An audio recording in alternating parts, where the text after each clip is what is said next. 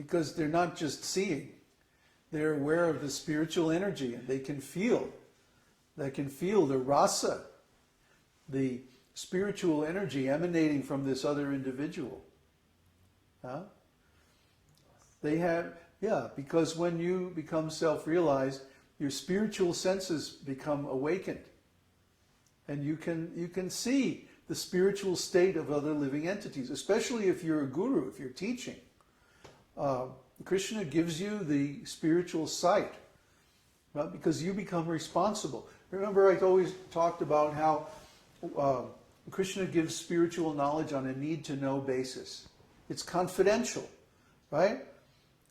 Like when the government has some confidential secrets, they're only given to people with a need to know, to do their mission or their job. Similarly, Krishna gives spiritual knowledge on a need-to-know basis. If we take responsibility for helping other people advance in devotional service, then we get the knowledge that we need to do that mission. Huh?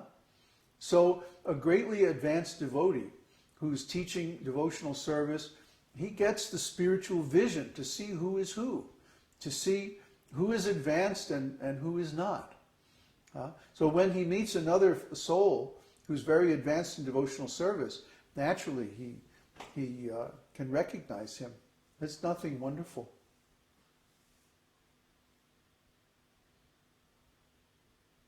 Okay, that's it. That's the question. Kanai? Śrīvāsādi, he said, was the greatest devotee of the Lord, and Advaita had similar aspects of Lord Shiva. I thought Lord Shiva was the greatest devotee of the Lord. Well, like in what context are we saying that, right? So when Lord Advaita appears, he appears as an Ācārya. Ācārya means one who teaches devotional service, and specifically one who founds a disciplic lineage. Like Srila Prabhupada is known as the founder Ācārya, because he established a special lineage, a special branch of Lord Chaitanya's disciplic succession. And that branch is all very powerful, and it's going to last for a long time. Similarly, Advaita, he started a branch of disciplic succession, which is still going on today in India. Unfortunately, it's become a little corrupt, because they're saying that you have to be born in the family of Lord Advaita to be a guru. And of course, actually Lord Advaita did not accept that philosophy, because he, for example, accepted Haridas Thakur as the Ācārya of the holy name, and Haridas was born in a Muslim family. So, the people who claim to represent Lord Advaita actually aren't following Lord Advaita's philosophy. So how can they represent him? It doesn't make a whole lot of sense. But anyway, he's an Ācārya. So within that context in which he appeared, at the time when he appeared, he was the greatest devotee of the Lord. He was like the most prominent disciple of Madhavacharya.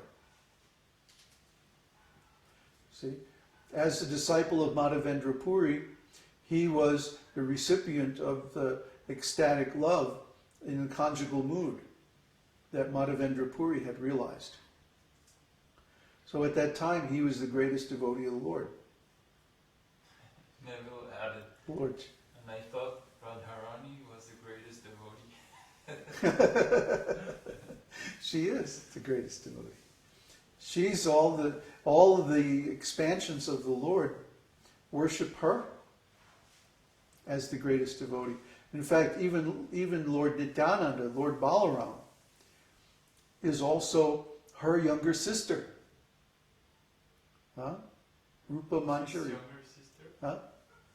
She's or her? Lord Balaram has a form as Ananga Manjari. Okay. Who is Radharani's younger sister, right? And also Manjari means that she's the servant. See, so even Lord Balaram takes lessons from Srimati Radharani. how to worship the Lord, how to serve the Lord. She's the greatest devotee. So in what context are we talking? See? Greatest always means within a certain context, compared to something. So when we say Lord Shiva is the greatest devotee, that means he's the greatest devotee in his context, which is in the Tatastha Shakti, because that's Lord Shiva's constitutional position, is that he appears in the Tatastha Shakti, in between the spiritual and the material energy. See? Shiva Loka is outside of the material world, but it's not in the Vaikunthas either. It's in the same area as Lord Mahavishnu in the Tatastha area. So Lord Shiva's position is unique. He is the Supreme Lord, but at the same time he's not the Supreme Lord. And Srila Prabhupada describes it as like milk and yogurt. Milk is pure, and it's the source of yogurt.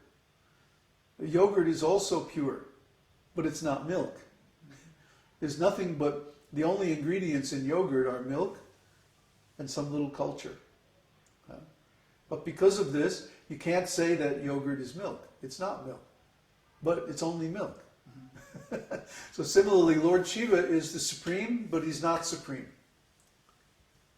Because he's in contact with Maya. Maya is like the culture that turns the milk into yogurt. See, Lord Mahavishnu, even though he emanates the material energy, he's not in contact with it. But Lord Shiva is in direct contact with the material energy. Therefore, he cannot be worshipped as a supreme Lord. So then what is his position? He's the greatest devotee in the Tatastha realm. Question from Swati. Following the example set by Advaita Ācārya, can we pray Krishna to come to this world again to set it straight? The world is in a worse condition than it was then. Yes, Krishna has appeared as his holy name. So that's another answer to, is Krishna going to appear in Kali Yuga? Yes, Krishna appears as his holy name. Krishna. Yeah, Krishna. Krishna is there in his holy name. You can feel it when you chant. Krishna is there. Yesterday when we were talking to the Mormons, Uddhava just said the word Krishna, and I'm like, after talking, and Uddhava goes, Krishna, and it was like gold dust falling in my ears, like, I'll say it again. Yeah. Well, we were talking some time ago about the Mormons and how they base their whole religion on some gold plates that came from some angels. Oh, well, great. Let's see the gold plates. Oh, the angel had to take them back. Yeah, in case someone would scratch them. We don't know why the angel took them back. But somehow or other, the gold plates don't exist anymore. So they're basing their whole religion and their whole lives and everything on some one man's word. There were no other witnesses. There was no corroboration. There's no evidence. By himself in a field. Yeah. Yeah, okay. Yeah. He was out there in the field hunting mushrooms or something field. like that. Yeah. And Hunting my window. so anyway, we don't know how these people can take one man's word for this outrageous proposition. Now, we're saying things that are similarly outrageous, that God is present in his name and stuff like this. But we have hundreds and thousands of witnesses and corroboration throughout all the scriptures over thousands of years, and many, many, many examples of how Krishna really is present in his holy name. For example, in Srimad Bhagavatam, the story of Prahlad, the story of Dhruva Maharaj, so many great devotees who simply chanted the holy name and God appeared to them. So, yeah, Krishna is present in his holy name. Question from Mike. Are the different different incarnations have several expansions. Like Balaram as Radharani's younger sister, are liberated jivas also able to expand into other forms, like the expansions of the Lord, because we are also expansions of expansions? Yes. But this is very advanced, very confidential. Okay.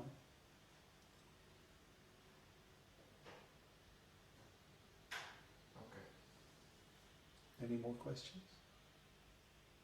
Thank you. Okay, thanks. No? Unless Luciano, you haven't asked in a while. Yeah. It hasn't even cleared his throat yet.